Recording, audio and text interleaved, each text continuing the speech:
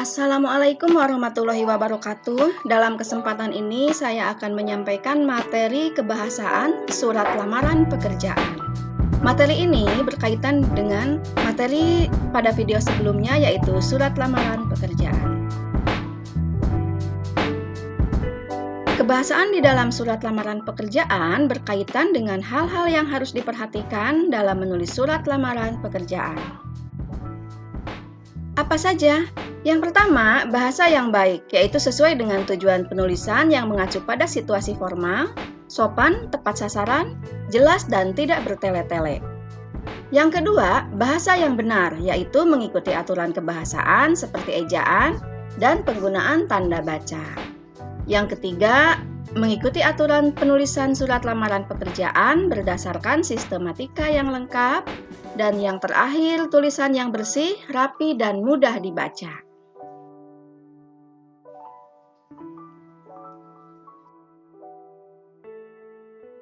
Sekarang kita akan melihat contoh surat lamaran pekerjaan berdasarkan iklan yang pernah dilihat pada video sebelumnya. Nanti akan kita lihat analisisnya, apakah surat ini sudah memenuhi aturan mengikuti sistematika penulisan surat lamaran pekerjaan.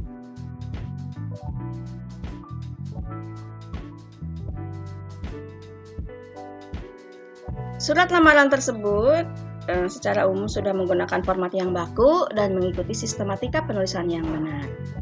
Nah, lebih lengkapnya lagi di sini ada sebuah tabel dengan 3 kolom yang berisi unsur surat, kemudian penggunaan bahasa dan ketepatan unsur kebahasaan.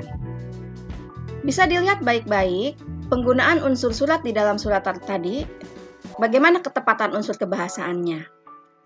Mulai titik mangsa sampai dengan nama dan gelar. Nah, pada bagian ini kita akan melihat 3 unsur surat, yaitu titik mangsa, perihal, lampiran, dan alamat surat.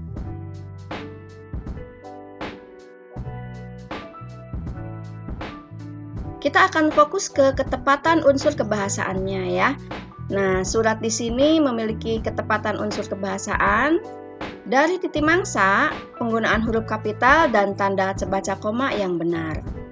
Kemudian ada penggunaan kalimatnya di perihal dan lampiran, pemerincian dan hurufnya sudah benar, baik huruf kecil maupun huruf kapital. Berikutnya ada alamat surat. Nah, penggunaan huruf kapitalnya sudah benar, singkatan dan tanda baca titiknya sudah benar.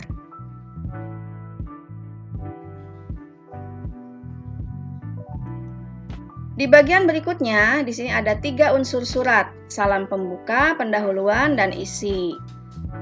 Pada unsur surat salam pembuka, setelah dianalisis, penggunaan huruf dan tanda baca komanya sudah benar.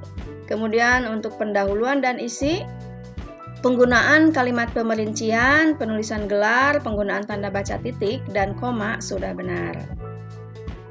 Berikutnya, informasi dari surat kabar yaitu Kompas sudah jelas.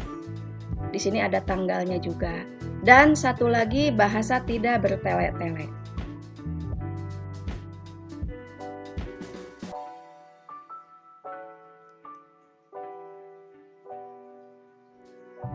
Terakhir kita lihat 3 unsur yaitu penutup sampai nama gelar.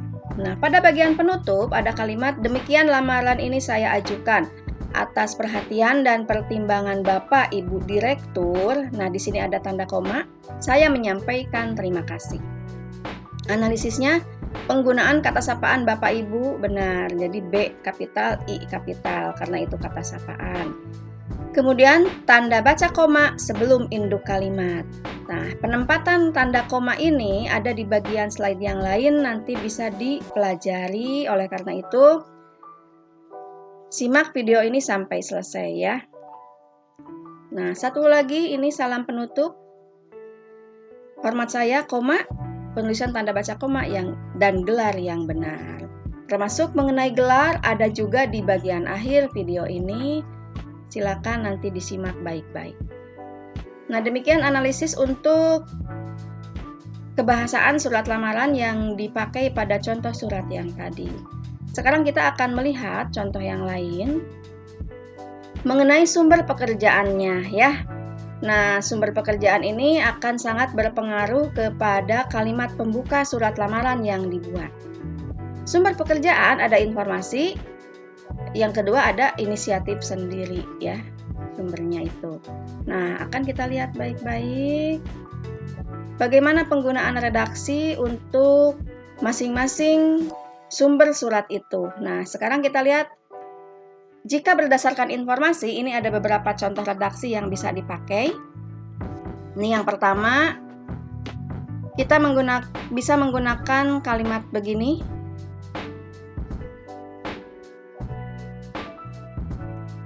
Berikutnya, ada contoh yang lain bisa dipakai juga.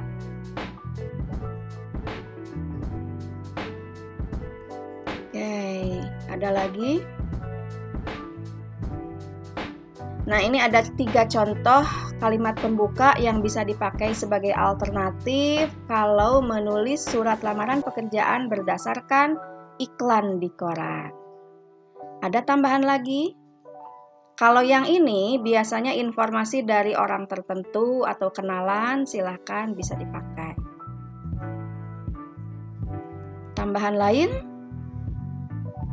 Nah, kalau yang terakhir biasanya berkaitan dengan penerimaan pegawai negeri sipil ya. Bisa digunakan.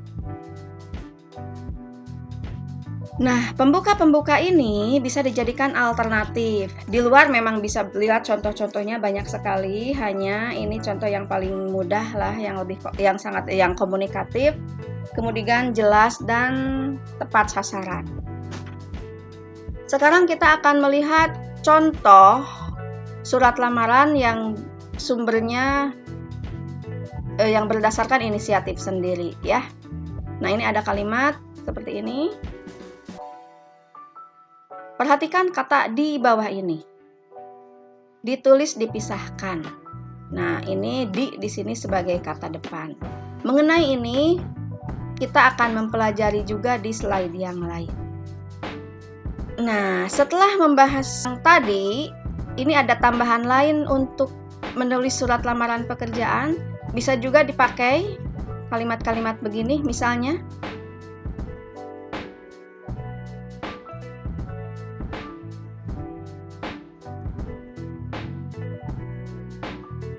Nah, ini adalah tambahan-tambahan yang berkaitan dengan kualifikasi seorang pelamar. Jika diperlukan, silakan digunakan. Yang penting tidak terlalu menonjolkan diri, apalagi sombong. Nah, di sini ada contoh terakhir. Saya adalah lulusan S1 jurusan Teknik Komputer Universitas Indonesia dan berkeinginan untuk menerapkan ilmu sesuai dengan bidang perusahaan yang Bapak pimpin. Ini jika pendidikan ditulis tersendiri ya. Jadi tidak menjadi bagian dari pemberian. Bisa digunakan. Tambahan yang lain berkaitan dengan kebahasaan seperti yang sudah dilihat tadi berkaitan dengan materi yang tadi. Nah, ini membedakan di sebagai imbuhan dan kata depan. Di sini ada 2 jendela. Yang pertama di sebagai imbuhan dan yang kedua adalah di sebagai kata depan.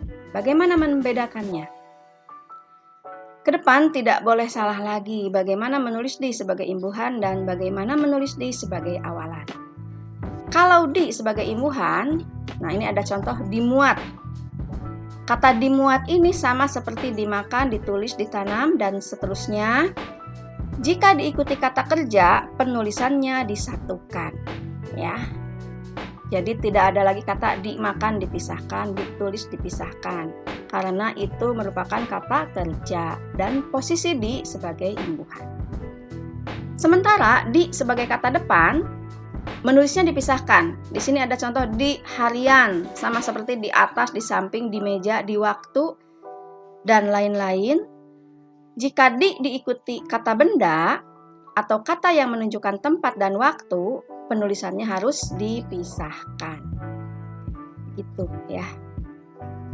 Jadi mulai sekarang tidak ada lagi kesalahan bagaimana membedakan di sebagai imbuhan dan bagaimana menggunakan di sebagai kata depan. Di sebagai imbuhan disatukan, di sebagai kata depan menulisnya dipisahkan. Nah, ini tambahan yang berkaitan dengan kebahasaan yang pertama.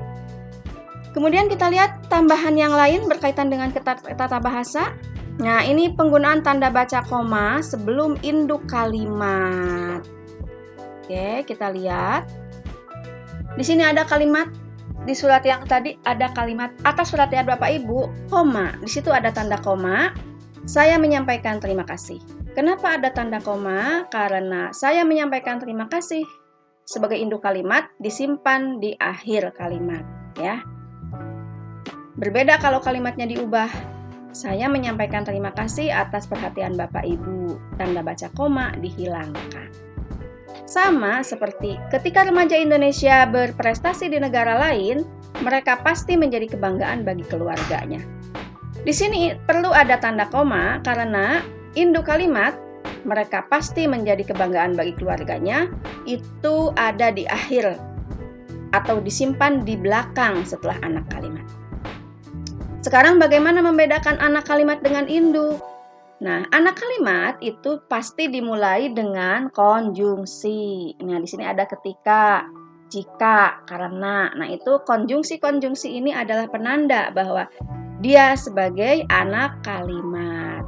Ini ada hubungannya dengan materi kalimat majemuk bertingkat ya atau subordinatif. Jadi kalau ada dimulai dengan konjungsi itu adalah anak kalimat. Karena induknya adalah mereka pasti menjadi kebanggaan bagi keluarganya untuk kalimatnya. Di sini ada catatan jika kalimat dibalik atau induk kalimat disimpan di awal, tanda koma dihilangkan. Itu ya. Diingat baik-baik. Satu lagi ada tambahan. Nah, ini tambahan yang lain berkaitan dengan surat lamaran pekerjaan adalah penulisan gelar. Perlu diingat, perlu diketahui bagaimana membedakan singkatan nama dan singkatan untuk penulisan gelar. Bedanya, perhatikan tanda baca koma sebagai pembeda. Kalau singkatan itu sebagai gelar, maka setelah nama ada koma. Sedangkan kalau tidak ada koma, berarti singkatan itu adalah kepanjangan dari nama. Nah, itu yang bisa jadi tambahan untuk materi kebahasaan yang juga bisa berkaitan dengan materi yang lain. Semoga materi ini bermanfaat. Selamat belajar. Terima kasih. Assalamualaikum warahmatullahi wabarakatuh.